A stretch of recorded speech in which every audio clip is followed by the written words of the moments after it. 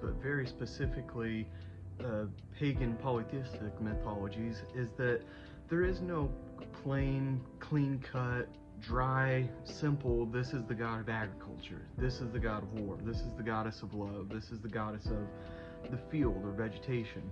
There's never any simple functions like that. Instead, they're more so being this multiple gods. These multiple gods and goddesses also have multiple functions, albeit some of these functions are a little bit more prominent than other functions, but nonetheless they are littered with a variety of attributes, and it's never simply just one single attribute.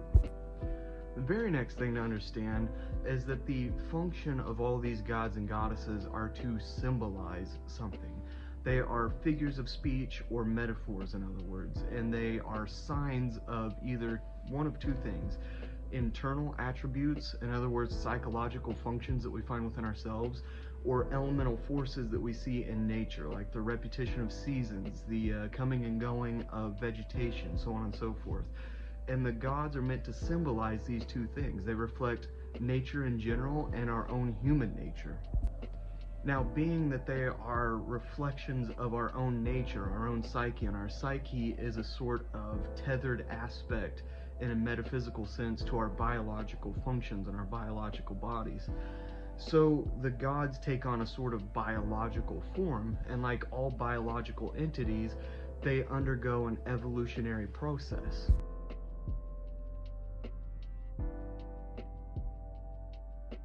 Now, this evolutionary process takes place like any evolutionary process.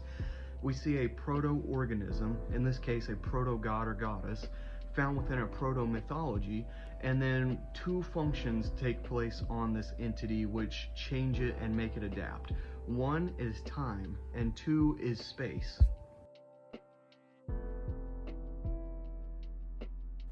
How time influences the evolution of a deity is that you will see a deity stay in one geographic location, but with the coming and going of different generations, they will apply different meanings and attributes to the gods. So when one generation is flourishing, 2 generations down the road, we see famine, for instance, the god of peace and the god of agriculture will have to take on a simply different meaning to really have an effect on that particular generation. So we see that with time, gods and goddesses will actually change based on the generation who is adhering to them.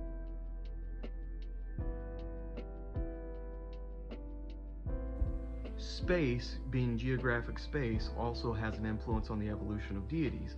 For instance, we now know that the ancient world was extremely well traveled. They never sat in one isolated location the way that we had previously thought the ancient world to be. In fact, they seem to be every bit as connected as we are in our modern world. With this, they took gods and goddesses with them, but when they would establish themselves in a new location, oftentimes the environment would be different, and so the gods and goddesses would have to adapt to this new environment. For instance, a god or goddess of the frost or snow or ice would be fundamentally useless in a desert type scenario. So the god or goddess would have to adapt to the new environment to maintain its function and its significance to the people who are worshiping them. But albeit we can see that the gods or goddesses maintain their core characteristics even while being adapted to different geographic locations, and that's how we can actually trace the lineage back and follow the evolutionary process. Now let's look at a very specific deity, namely Odin, the god from the Proto-Germanic mythos and surviving into the Norse mythologies. Odin is a god of war. He is the god of poetry. He is the god of frenzy and madness. He is also the god of knowledge and wisdom, enlightenment, intelligence, and information. We can also say that he is the god of the runes, for he is the one that uncovered the secrets of the runes, and then he gifted the gift of the runes to the gods of the Aesir and to mortal people. He is the god most closely connected with shamanism, i.e. magic, spells, mystical aspects, spiritual enlightenment, spiritual experience, and transcendent functions. He is also the god of the noose. He is considered the god of the hangman and the gallows. And with this, he also has a very psychopompic aspect. In other words, he seems to be the one that delivers the dead to the other side. Or at least his horse, his 8-legged steed, Sleipnir, does this. And he is also known as a trickster deity. And tricksters are associated with devils, demons, goblins, ghosts, spooks, and all sorts of negative things. But archetypically speaking, they simply represent contrariness, the seed of doubt. They are somehow a disruption to the mundane. And in this, the tricksters were never specifically evil deities in any of the mythologies. They were simply hindrances. They were simply disruptions to the normal flow of things, and they represented a sort of contrarian aspect. They existed in a realm that was beyond good and evil, in a gray zone that was exempt from all evil and all wickedness.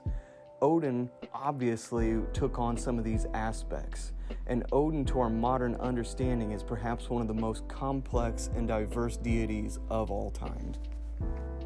Yet we have to beg the question, why is Odin so complex and so extremely diverse?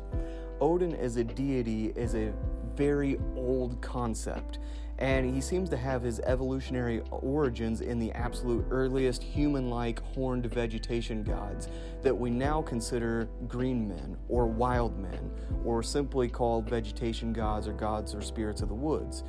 Odin as himself as a deity is also very old. Mythologists like Hilda Davidson shows that he at one point was just a spear god. Obviously, Odin has very strong associations with the spear, and in the early Bronze Age, he was specifically a speared god. He was a god who wielded the spear, the god of the spear, which in other words was perhaps the god of the hunt or god of war, for instance, and he was the husband of the sun goddess at that time. And all this seemed to take place in the very, very early Bronze Age. Yet coming from a land spirit or a spirit of the wilderness into the Bronze Age, where he appears as a spear-wielding husband to the sun goddess, Odin very clearly shows old aspects and a long lineage going back to our earliest dawn in humanity.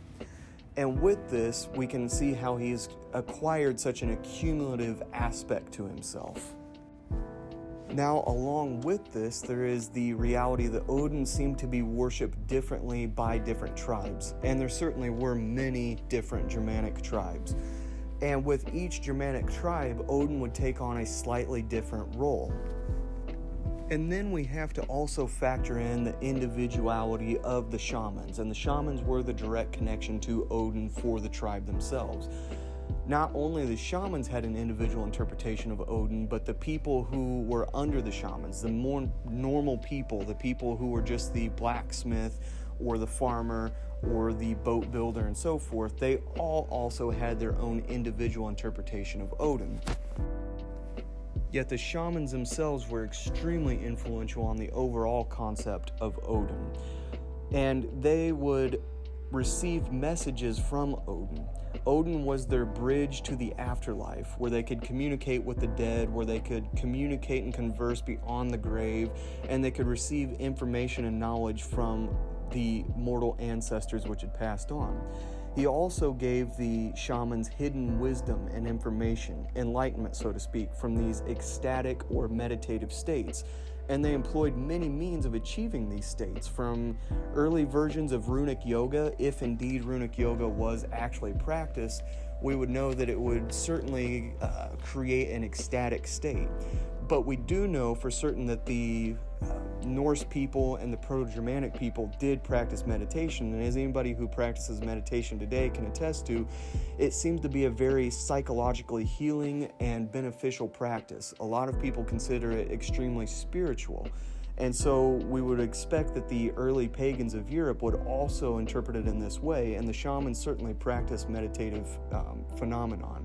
But they were not above simply smoking or consuming psychoactive plants or achieving a state of drunkenness. And we also know that they would go as far as to perform mock sacrifices. And these mock sacrifices were performed in absolutely extreme ways. They would do 9 days of hanging from a noose, which not actually hanging from a noose, but they would have a sort of asphyxiation taking place, and this oxygen deprivation over 9 days would certainly cause extra psychical phenomenon. or it would cause psychedelic type effects. It would alter one's perception and overall mental function. On top of this, there would also be sleep deprivation, which would do the exact same thing, and perhaps food deprivation, which would also aid in this extra psychical phenomenon. Yet, aside from the shamans, the berserkers were also very closely associated with Odin, and the berserkers being the feared Viking warriors that became extremely famous and are really making a comeback in pop culture today. They considered the Odin the god of war, the god of frenzy, and they would try to achieve a frenzy-like state in order to connect with him better. And before they would go into battle, they would either perform the act of getting drunk, which would alter their mindset and get them closer to Odin, or they would consume psychedelic substances, of course, which would lead them to the exact same state.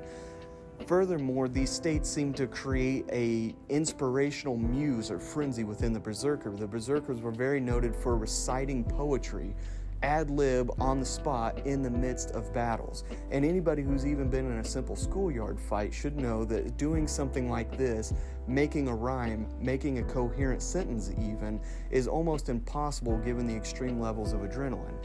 However, the berserkers in an actual life and death situation were able to compose lyrical poetry, and this is absolutely phenomenal. And of course, this is directly associated with Odin, but it is very likely that the war paint that they used was actually laced with a psychoactive substance, and this leaching into their skin while they're sweating and getting into an ecstatic state would lead them to a poetic inspiration. Yet, as varied and diverse as Odin was, he seemed to maintain a single core function, and that seems to be a correlation with extra-psychical phenomenon. Realistically, we can say that he has a correlation with psychedelics, but I've coined the term extra-psychical to try to avoid a lot of the stigma that's associated with the word psychedelic. I believe that extra-psychical also, aside from avoiding stigmas, is good to associate with various other phenomenon. Phenomenon like dreams and ecstatic states and all sorts of other things. But Odin seems to have an extreme correlation with this change in perception, this mind alteration, so to speak. And really, if we take an in-depth analysis of Odin, he seems to be specifically a symbol for psychedelics. We'll have more on this coming up. Keep an eye open for part 2.